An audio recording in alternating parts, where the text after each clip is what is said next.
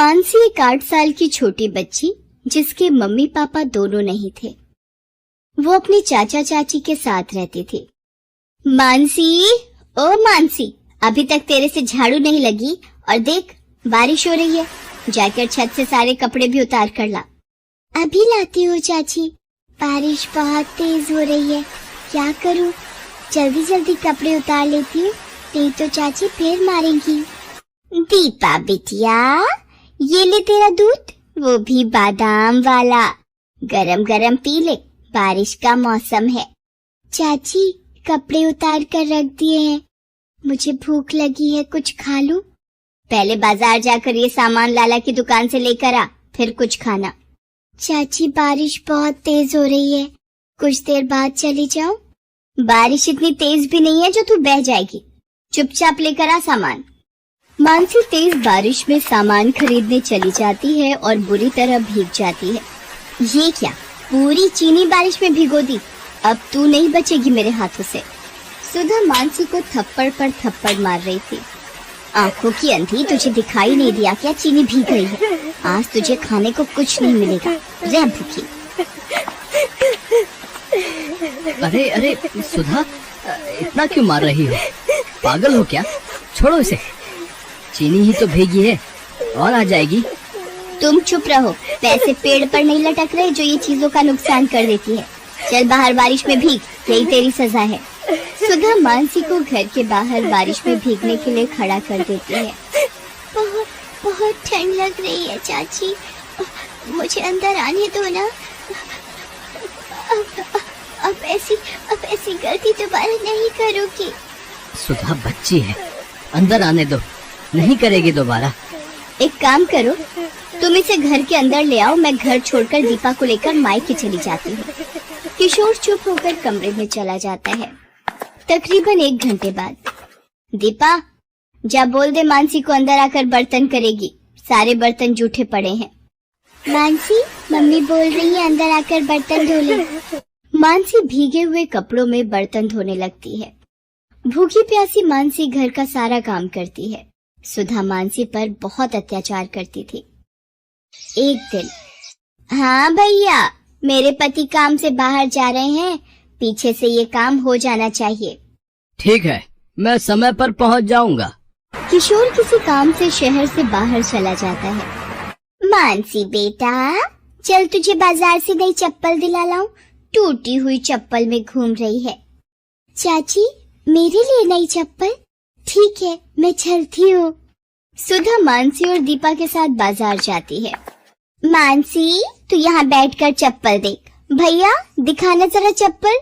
मानसी, मैं जरा दीपा को सामने की दुकान से पानी की बोतल दिलाकर आती हूँ।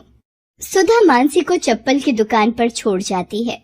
दुकानदार दूसरे ग्राहकों में व्यस्त हो जाता है। तभी, बेटा आपका नाम मानसी है ना? आपकी चाची ने मुझे भेजा है, उन्हें घर जाना पड़ा, वो मुझे तुम्हें घर छोड़ने को बोल गई हैं। आओ, तुम्हें घर छोड़ देता हूँ। है अंकल, ये तो मेरे घर का रास्ता नहीं है, आप मुझे कहाँ ले जा रहे हो? ये रास्ता भी घर की ओर ही जाता है, जहाँ से ले जा रहा हूँ चुपचाप चल। मानसी व्यक्ति के हाथ पर काट कर हाथ छुड़ाकर भागती है। ए, रुक जरा, भागती कहाँ है? व्यक्ति मानसी का पीछा करता है। मानसी रोती हुई तेजी से भागती है। भागते भागते अचानक, आंटी, वो अंकल मेरे पीछे पड़े हैं, मुझे अपने साथ ले जा रहे हैं आंटी। डरो नहीं बेटा। अरे अब क्या करूं, ये लड़की तो गायब हो गई। मैडम, वो लड़की तो हाथ छोड़ा कर भाग गई। कैसी लड़की को पकड़ने के लिए तुमने बोला? मेरे पैसे वापस करो, जितने भी मैंने तुम्हें दिए हैं। लड़की को तुम संभाल नहीं सके, इसमें मेरी क्या गलती है? कोई पैसे वापस नहीं मिलेंगे। सुधा ने मानसी को उस व्यक्ति को बेच दिया था और उसके बदले 5 लाख रुपए लिए थे। उधर मानसी जिस महिला से टकराती है, उनका नाम कौशल्या देवी था। मानसी डरी हुई थी तो वो उसे अपने साथ ले आई। आओ बेटा, अंदर आओ, डरो नहीं। माला, गुड़िया के लिए पानी लेकर आओ और कुछ खाने को भी। ये लो दीदी। ये कौन है? मैं बाजार से निकली तो ये बच्ची किसी आदमी से डरकर भाग रही थी और मेरे से टकरा गई। मानसी जब खाना खा लेती है तब, बेटी तुम्हारा नाम क्या है? आंटी मेरा नाम मानसी है। मेरी चाची मुझे बाजार में अकेला छोड़कर चली गई और उन गंदे अंकल ने बोला कि वो मुझे घर छोड़ देंगे, पर वो अंकल मुझे कहीं और ले जाने लगे थे। मानसी रोते हुए कौशल्या को सारी बात बताती है। तुम यहाँ पर बिल्कुल मत घबराओ मानसी, अब तुम यहीं रहो, यहाँ तुम्हें डरने की कोई जरूरत नहीं। माला मानसी की भी सभी बच्चों के साथ रुकने की व्यवस्था कर दो, ये अब हमारे अनाथ आश्रम में ही रहेगी। कौशल्या एक छोटा सा अनाथ आश्रम चलाती थी और मजबूर बच्चों की सहायता करती थी। उधर जब किशोर वापस आता है तो वो घर पर मानसी को नहीं पाता। किशोर सुधा से पूछता है, सुधा, मानसी दिखाई नहीं दे रही, कहाँ गई है? यहीं कहीं होगी। किशोर कमरे में चला जाता है, तभी सुधा को व्यक्ति का फोन आता है। दूसरे फोन पर किशोर दोनों के बीच की सारी बात सुन लेता है।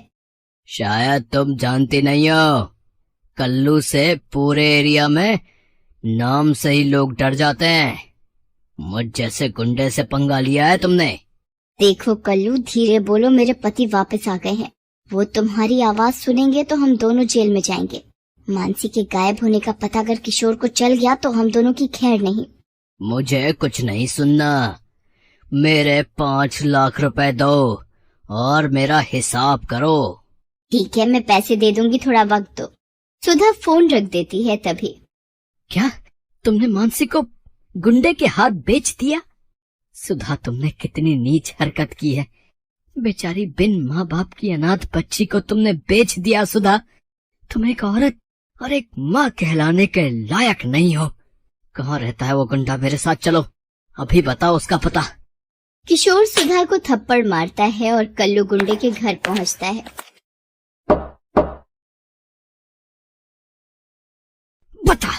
बता मेरी भतीजी मानसी कहाँ है? बता वरना मैं तेरा खून पी जाऊंगा। बता। ये ले।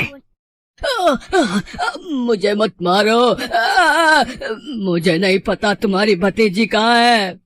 तू ऐसे नहीं मानेगा, पुलिस के सामने सब जुबान खुल जाएगी तेरी। ये ले। किशोर पुलिस को फोन करता है और वो आकर कल्लू से सारी बात पूछते हैं।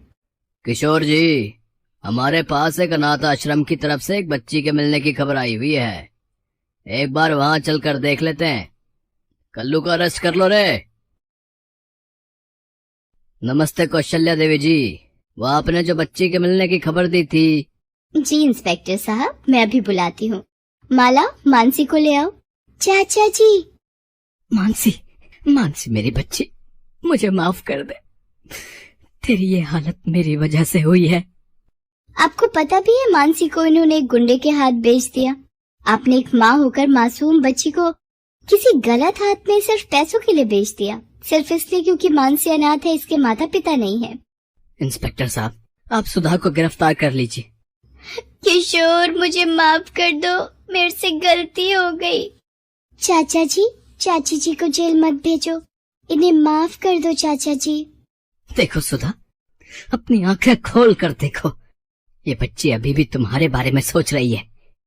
कौशल्या जी, अगर आज आप ना होती तो मानसी का क्या होता? कौशल्या जी, आपका बहुत बहुत धन्यवाद। किशोर जी, अनाथ बच्चों की सहायता के लिए मैं सदा तैयार हूँ, इसलिए ही इस अनाथ आश्रम में हर मजबूर बच्चे को सहायता मिलती है। मानसी बिटिया, अपने चाचा के साथ घर जाओ। किशोर जी, मानसी आपकी जिम्मेदारी है, इसका ध्यान रखिएगा। मानसी, मुझे माफ कर दो बिटिया, मैं अब कभी तुम्हें माँ की कमी महसूस नहीं होने दूंगी। मानसी खुशी खुशी अपने चाचा चाची के साथ घर चली जाती है। कौशल्या देवी की वजह से आज मानसी सही सलामत अपने घर वापस पहुंच गई थी। हेलो दोस्तों, कैसे हैं आप सब? हमारी कहानियाँ देखने के लिए हमारे चैनल को सब्सक्राइब कीजिए और हाँ, बेल आइकॉन पर क्लिक करना मत भूलिएगा।